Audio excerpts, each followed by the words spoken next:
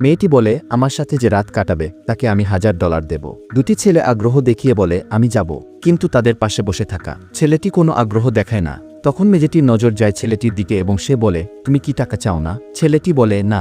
মেয়েটি তখন জিদ ধরে এবং বলে, তাহলে তোমার কত টাকা লাগবে? ছেলেটি উত্তর দেয়, আমি $3000 নেব।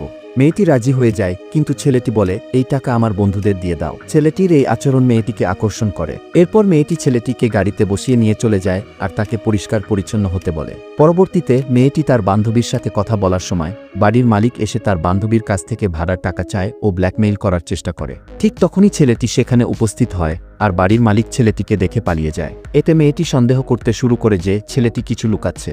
এরপর মেয়েটি ছেলেটিকে ভালোভাবে পরিষ্কার পরিচ্ছন্ন করে কোটস্যুট পরিয়ে তার মা বাবার কাছে নিয়ে যায়। মেয়েটি তার মা বাবাকে মিথ্যা বলে যে ছেলেটি তার বয়ফ্রেন্ড, কারণ তার মা বাবা শুধুমাত্র বড়লোক ছেলেদেরই পছন্দ করে। কিন্তু মেয়েটি এসব একদমই পছন্দ করে না, তাই এই পরিস্থিতি থেকে বাঁচতে সে মিথ্যা কথা বলে। শেষ পর্যন্ত মেয়েটি জানতে পারে যে যাকে সে রাস্তার ফকির ভেবেছিল সে আসলে এক বড়লোক ঘরের ছেলে।